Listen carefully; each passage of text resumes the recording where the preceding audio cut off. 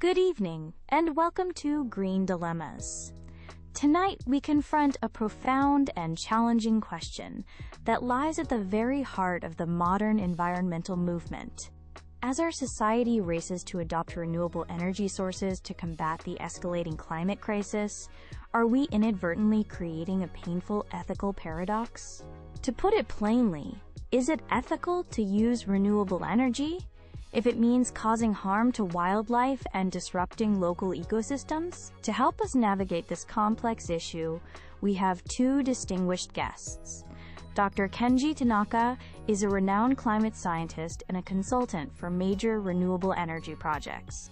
He argues that the immediate, large-scale implementation of renewables is an ethical necessity to fight the greater existential threat of climate change. And with us as well is Maria Flores, a conservation biologist with decades of extensive fieldwork experience.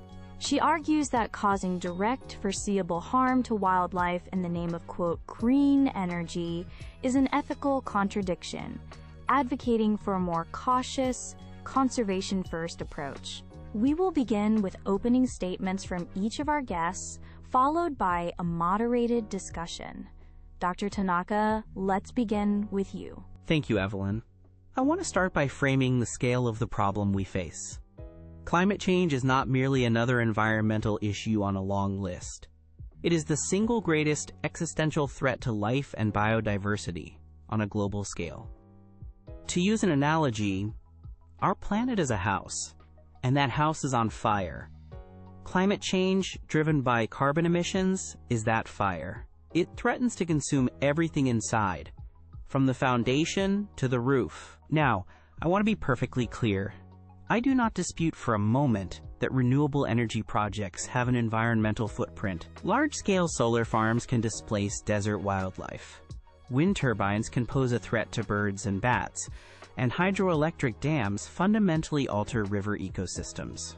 These impacts are real, and they are regrettable. However, I argue that they represent a difficult, but absolutely necessary trade-off. In medicine, this concept is known as triage.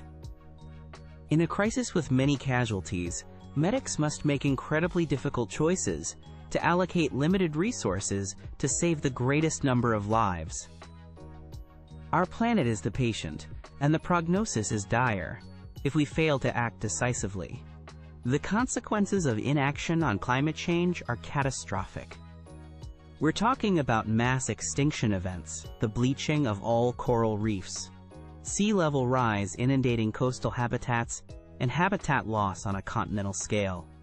This is the fire raging through the house. The localized impacts of renewable energy infrastructure, while serious, are comparatively like breaking a window to vent the smoke or trampling the garden with the fire hose. It's not ideal, but it's necessary to save the entire structure. Therefore, a profound ethical failure would be to stand by and let the house burn down, because we're overly concerned about causing some localized, manageable damage. The most ethical path is to deploy renewables rapidly and at scale, to extinguish the fire, while we simultaneously invest in the research and technology to reduce their impacts over time. Thank you, Dr. Tanaka. Maria Flores, your opening statement. Thank you, Evelyn. I want to begin not with a global abstraction, but with a concrete reality. Imagine a golden eagle, a magnificent creature that has been a symbol of wild majesty for millennia. Now, imagine its life ending instantly, its body broken at the base of a giant wind turbine. This is not a hypothetical scenario to illustrate a point. It is a tragic and frequent reality in many parts of the world. It is the real-world cost of what we are discussing. And it forces me to ask, how can we, with intellectual honesty, label the energy produced in this way as green or clean? The very term green energy loses its integrity if it's built upon the destruction of the very nature it purports to protect. Dr. Tanaka refers to this as a, quote, trade-off, but I see it as a fundamental ethical contradiction. We're falling into the same reductionist trap that characterized the Industrial Revolution, prioritizing our grand technological solutions, without proper regard for the complex, delicate, and interconnected systems of the natural world. This is not a simple calculation. When a massive solar installation displaces every desert tortoise from its ancestral burrowing grounds, that is not a small price. That is called habitat fragmentation, a key driver of extinction. When a dam blocks a river, preventing salmon from reaching their spawning grounds and starving the entire ecosystem of marine nutrients, that is irreversible damage. You cannot offset the death of a river. Most importantly, I fundamentally reject the premise that this is an either-or choice between destructive fossil fuels and equally destructive renewable projects. This represents a profound failure of our imagination and our will.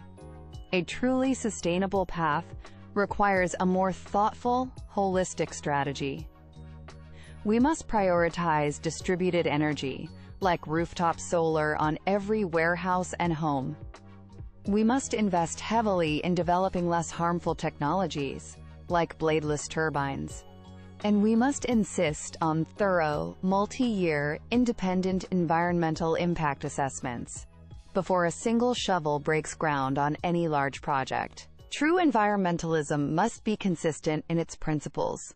We cannot claim to be saving the planet while we are actively and knowingly sacrificing its most vulnerable inhabitants. A truly green future cannot be built on a foundation of broken ecosystems. Thank you, Maria. That brings us to our discussion. Maria, I'd like to pose the first question to you. Dr. Tanaka presents this as a grim calculation of scale. The scientific consensus, supported by the IPCC, suggests that unchecked climate change could lead to the extinction of up to 30% of all species by the end of this century.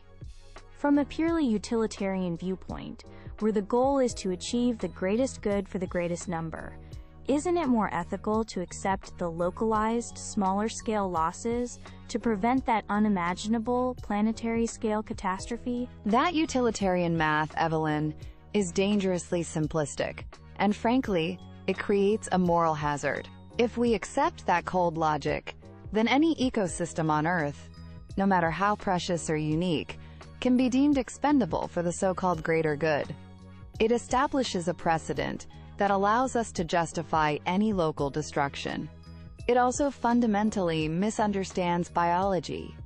It treats ecosystems as isolated units on a spreadsheet. But the loss of a critical migratory stopover for birds in one location has devastating ripple effects across continents. The destruction of a single wetland can impact water quality for an entire region. There is a crucial ethical distinction here. We have a direct, immediate, and foreseeable responsibility for the harm we cause with a bulldozer or a turbine. We are the direct agent of that harm. This is fundamentally different from the diffuse, collective, and historical responsibility we all share for the global phenomenon of climate change. We must not use one to excuse the other. If I may, Evelyn. With all due respect, Maria, this line of reasoning, while principled, inevitably leads to paralysis. Every single energy source has an impact. A coal-fired power plant causes acid rain and mercury pollution that devastates forests and lakes hundreds of miles away, not to mention its colossal carbon footprint, which is the primary driver of the crisis. A natural gas facility requires fracking, which can contaminate groundwater and trigger seismic activity. In the grand scheme of things, the impacts of well-sited and properly managed renewables are vastly smaller and more contained. We cannot let the perfect become the enemy of the good, especially when the alternative to the good is global catastrophe. Dr. Tanaka, that leads to my question for you. Maria calls this an ethical contradiction. Let's make this specific.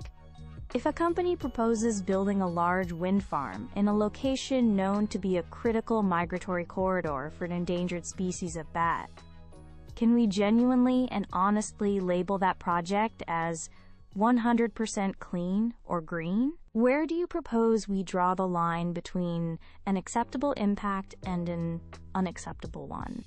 And who should be held accountable when those lines are inevitably crossed and the predicted harm becomes reality? That is the crucial question, and I want to concede that these are deeply challenging issues on the ground. However, I categorize them as highly complex engineering and policy problems that we must solve, not as a fundamental flaw in the overall ethics of pursuing renewable energy. The solution is not to halt such projects, but to build them smarter. In the case of the BAT corridor, the answer is to invest in and mandate the use of advanced radar systems that can detect approaching flocks and temporarily curtail or shut down the turbines until they pass.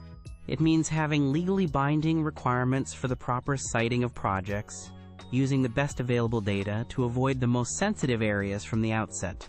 And it means baking the cost of significant habitat restoration or conservation offsets into the project's budget from day one as a non-negotiable cost of doing business.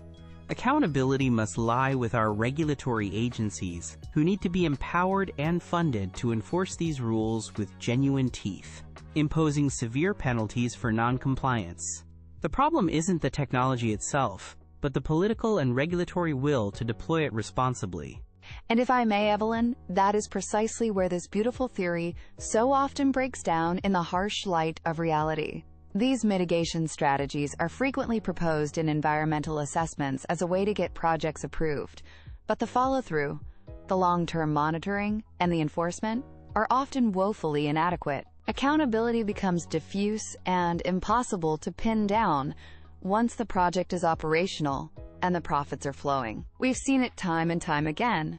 The promised conservation fund is underfunded or mismanaged. The quote, state-of-the-art radar technology is deemed too expensive to maintain, and it is the local ecosystem that quietly pays the ultimate price. We're nearing the end of our time. I'd like to give you both the opportunity for a brief closing statement. Dr. Tanaka, please go first. The climate crisis is an emergency. It's not a distant problem for a future generation to solve. It is here, right now, and it demands urgent, decisive, and large-scale action. We face a difficult choice, but to be paralyzed by the complexity of these issues and to choose inaction is, in itself, the most unethical choice of all. We must build the green future, and we must do it now, while working tirelessly and investing heavily to perfect our methods and mitigate the impacts as we go. Thank you. And Maria, your closing thoughts. Our methods and our integrity matter just as much as our ultimate goals. If we sacrifice the core principles of conservation, of respecting and protecting life, in the name of environmentalism, we will have won a hollow and Pyrrhic victory. A truly green and sustainable future cannot be built on a foundation of broken ecosystems and silenced species. We must proceed not just with speed, but with wisdom, with care, and with a consistent respect for all life. Thank you both, Dr. Tanaka and Maria Flores, for your eloquent, insightful, and powerful perspectives on this difficult topic. This debate clearly demonstrates that there are no simple answers on the path to a sustainable future. It forces all of us to ask a critical question: what kind of green future are we trying to build? And what price are we and other species willing to pay to get there? Thank you for joining us on Green Dilemmas.